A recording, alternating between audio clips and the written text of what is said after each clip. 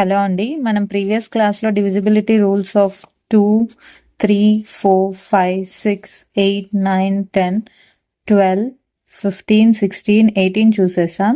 And 14లో ఎలా చేశారనేది concept చూసాము, బట్ డీటెయిల్ ఎక్స్ప్లెనేషన్ అవ్వలేదు. సో ఎవరైనా ఈ డివిజిబిలిటీ రూల్స్ చూడాలి అనుకుంటే డిస్క్రిప్షన్లో అండ్ ఐ బటన్లో లింక్ ప్రొవైడ్ చేస్తాను, చూసేయండి.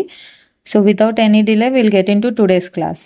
ఓకే, సో 14 అనేది మనకి కేటగిరీ 4లో వస్తుంది. సో కేటగిరీ 4ని మనం ఒకసారి రీకాల్ చేసుకుందాం. సో కేటగిరీ 4లో 6, 12, 14, 15 అండ్ 18 అనే నంబర్స్ ఉన్నాయండి. సో ఏదైనా నంబర్ 6తో డివిజిబుల్ అవ్వాలి అంటే 2 and 3తో ఆ నంబర్ అనేది డెఫినెట్గా డివిజిబుల్ అవ్వాలండి. సిమిలర్గా 12తో డివిజిబుల్ అవ్వాలి అంటే 3 and 4తో డివిజిబుల్ అవ్వాలి. అండ్ 14తో అవ్వాలి అంటే 7 and 2. సిమిలర్లీ 15 అంటే 5 and 3 అండ్ 18 అంటే 9 and 2. ఓకే, సో ఇప్పుడు మనము ఈ 6, 12, 15 అండ్ 18 ప్రీవియస్ క్లాస్లో చూసేసాం. ఇప్పుడు 14 చూసేద్దాం. సో 14తో అవ్వాలి అంటే 2తో అవ్వాలి అండ్ 7తో అవ్వాలి. ఫర్ దాట్ 2 అనేది మనం ఆల్రెడీ నేర్చేసుకున్నామండి. ఏదైనా ఒక నంబర్ 2తో డివిజిబుల్ అవ్వాలి అంటే యూనిట్స్ ప్లేస్లో 0, 2, 4, 6, 8 ఈ 5 నెంబర్స్లో ఏ డిజిట్ ఉన్నా కూడా అది 2తో డివిజిబుల్ అవుతుంది. బట్ మనం 7 డివిజిబిలిటీ రూల్ని ఇంకా నేర్చుకోలేదు. సో దానికోసం మనం ఒక ఎగ్జాంపుల్ తీసేసుకుందాం. 343. ఓకే, సో 343 అనేది 7తో డివిజిబుల్ అవుతుందా లేదా ఎలా చెక్ చేస్తాం? ఈ యూనిట్స్ ప్లేస్లో ఉన్న నంబర్ అంటే 343లో యూనిట్స్ ప్లేస్ ఏంటండి? 3. సో ఈ 3 అనేది డబుల్ చేయాలి. 3 into 2 we get 6. ఈ 6 ఈ రిజల్ట్ని మనం రిమైనింగ్ నంబర్స్తో సబ్ట్రాక్ట్ చేయాలి. అంటే 34 - 6. Okay, what will be the answer? It's 28. Okay, ఈ 28 అనేది 7తో డివిజిబుల్ అవుతుందా లేదా అనేది చెక్ చేసేయాలి. Okay, 28 is divisible by 7 because 7 4 times is 28. So clearly this number 28 is divisible by 7. Okay, so కాబట్టి ఇది డివిజిబుల్ అయింది కాబట్టి ఈ టోటల్ నంబర్ అనేది డివిజిబుల్ బై 7. ఓకే, సో 7తో 343 డివిజిబుల్ అవుతుంది. ఇది 14తో డివిజిబుల్ అవుతుందా? నో. ఎందుకు అంటే ఈ యూనిట్స్ ప్లేస్లో ఉండేది 3, కానీ మనకు కావాల్సింది యూనిట్స్ ప్లేస్లో 0, 2, 4, 6, 8 ఈ 5 నెంబర్స్లో ఏదైనా ఉంటేనే 2తో డివిజిబుల్ అవుతుంది.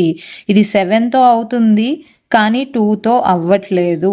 So clearly this number is not divisible by 14. Okay, so ఇంకొక ఎగ్జాంపుల్ చేసేసుకుందాం 14తో డివిజిబుల్ అయ్యే number. So let's see 1, 2, 3, 2. Okay, so 1, 2, 3, 2లో యూనిట్స్ ప్లేస్ ఏదండి? 2. సో 2ని డబుల్ చేసేస్తే మనకు వచ్చే result 4. Okay, subtract that 4 from 123 we get 119.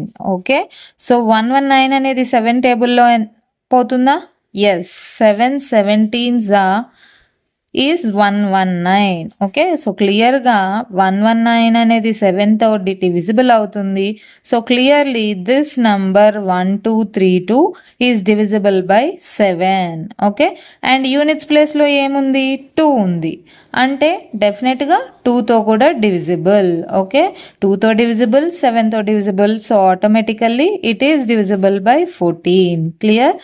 So ఇలా ఈ 2 నంబర్స్తో డివిజిబుల్ అవుతేనే 14తో డివిజిబుల్ అవుతుందని చెప్పగలం. ఓకే, సో ఇప్పుడు మనం 13 డివిజిబిలిటీ రూల్ చూసేద్దాం. దానికోసం మీరు ముందుగా నేర్చుకోవాల్సింది ఆస్కిలేటర్ అనే concept. So what is oscillator? So okay, మనం ఫస్ట్ ఇక్కడ 7ది చూసాం కదండి. ఈ 7ది డివిజిబిలిటీ రూల్ నేర్చుకునేటప్పుడు యూనిట్స్ ప్లేస్లో ఉన్న డిజిట్ని మనం 2తో మల్టిప్లై చేసాం. అది ఎలా చెప్పగలం? 2 తోటే ఎందుకు మల్టిప్లై చేసామని దాని గురించి ఆస్కిలేటర్ అనే కాన్సెప్ట్ని ఇంట్రొడ్యూస్ చేయాలి. ఓకే, సో ఫస్ట్ మనం 7 టేబుల్ రాసేసుకుందాం. 7, 14, 21, 28 అండ్ 35. So on. ఓకే, ఇక్కడ ఏ నెంబర్ మీకు 10 మల్టిపుల్స్కి దగ్గరలో ఉంది? 21 అంటే దగ్గరలో అంటే ఐదర్ +1 అయినా ఉండాలి -1 అయినా ఉండాలి. ఈ 21 అనేది 20 + 1 గా రాసుకుంటే 20 is multiple of 10. Okay, so ఇది +1. ఈ జీరోని వదిలేసాక ఉండే నంబరే oscillator of 7. Okay, so 2 is the oscillator of 7. Okay, కానీ మనం యూనిట్స్ ప్లేస్ని డబుల్ చేశాక రిమైనింగ్ నంబర్స్తో ఆ డబుల్ చేశాక వచ్చిన ఆన్సర్ని సబ్ట్రాక్ట్ చేసాము. ఓకే, ఇక్కడ చూసేయండి. సో యూనిట్స్ ప్లేస్ని మనం డబుల్ చేస్తే 6 వచ్చింది.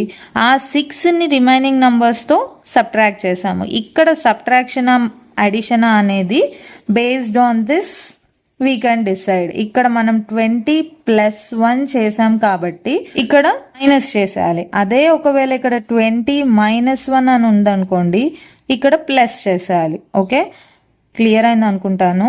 సో ఏ నంబర్ అయితే 10 మల్టిపుల్స్కి దగ్గరలో ఉందో ఆ 10 మల్టిపుల్స్ దగ్గరలో ఉన్న నంబర్ని ఆ 0 వదిలేసాక ఉండే నంబర్ని ఆస్కిలేటర్గా కన్సిడర్ చేస్తాము.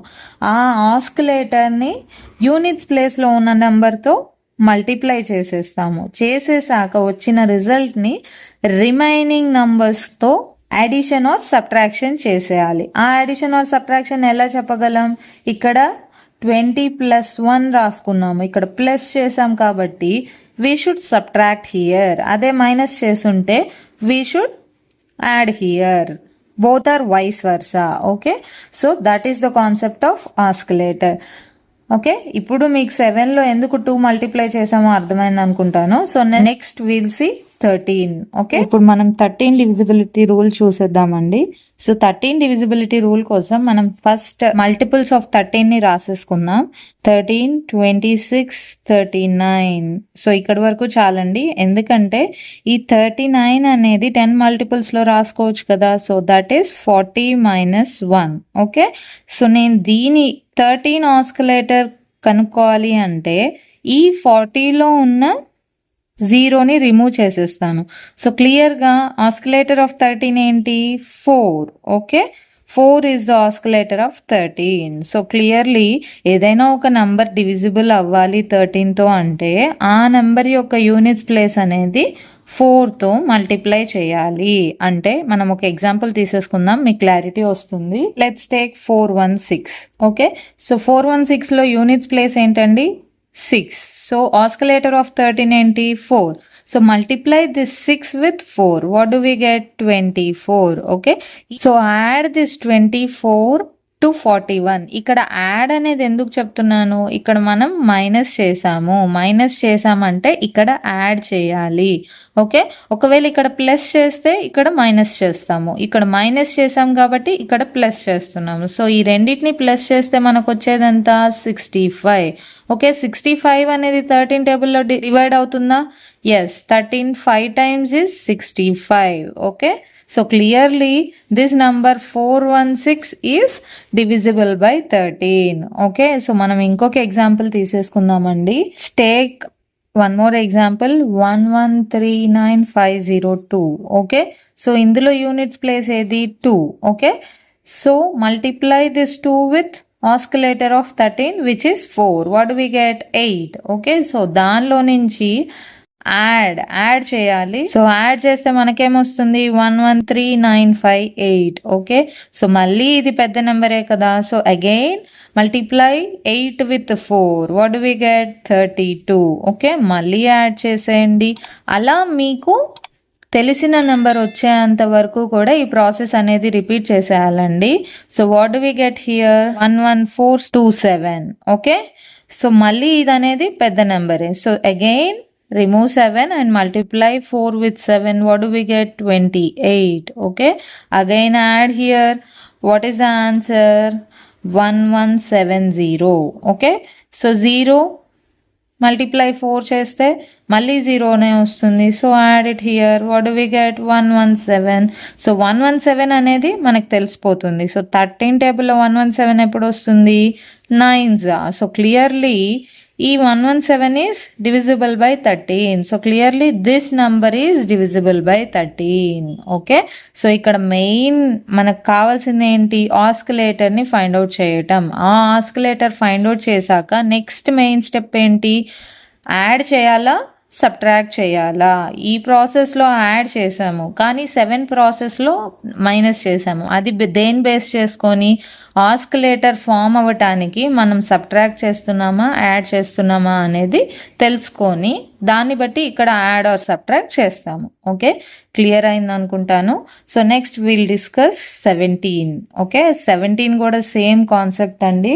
17 మల్టిపుల్స్ని రాసేసుకుందాం. సో దానికోసం 17, 34, 51. ఇక్కడ 51 వరకు చాలండి, ఎందుకంటే 51ని మల్టిపుల్స్ ఆఫ్ 10గా రాసేసుకోవచ్చు. ఎలా? 50 + 1. ఓకే, సో ఇక్కడ మనం ప్లస్ చేస్తున్నాము. సో సేమ్ 7 ప్రాసెస్ చేయాలి, మైనస్ చేయాలి. For example let's take 289. ఇది అందరికీ తెలుసండి. 89 is స్క్వేర్ ఆఫ్ 17. ఓకే, అది డివిజిబుల్ అవుతుందా లేదా అనేది ఇప్పుడు ఈ ప్రొసీజర్ ద్వారా మనం ప్రూవ్ చేసుకుందాం. ఓకే, ఇక్కడ మనకి ఆస్కిలేటర్ ఏమొస్తుంది? 50 + 1 రాసేసాం కదా. సో ఇక్కడ 0 ఎలిమినేట్ చేసేస్తే మనకి రిమైనింగ్ ఏంటి? 5. So 5 will be the oscillator of 17. Okay, so నేను ఇక్కడ 289లో యూనిట్స్ ప్లేస్ ఏది? 9. సో 9 తోటి 5ని మల్టిప్లై చేస్తాను, నాకేమొస్తుంది? 45 వస్తుంది. ఓకే, సో 45 రాసేసుకొని ఇక్కడ ప్లస్ చేశాను కాబట్టి మైనస్ చేయాలి. క్లియర్? సో మైనస్ చేస్తే ఏది పెద్దదైతే అది మొదలు రాసేసుకోండి, నాట్ అన్ ఇష్యూ.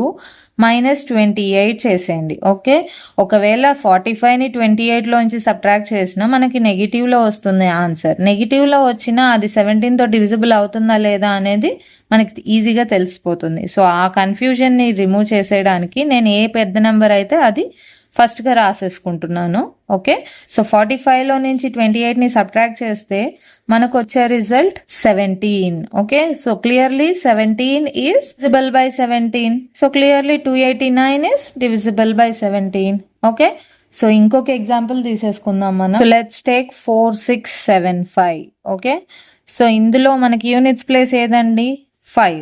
ఓకే, 5ని దేంతో మల్టిప్లై చేయాలి? Oscillator of 17 which is 5. Okay, so 5 5s are 25.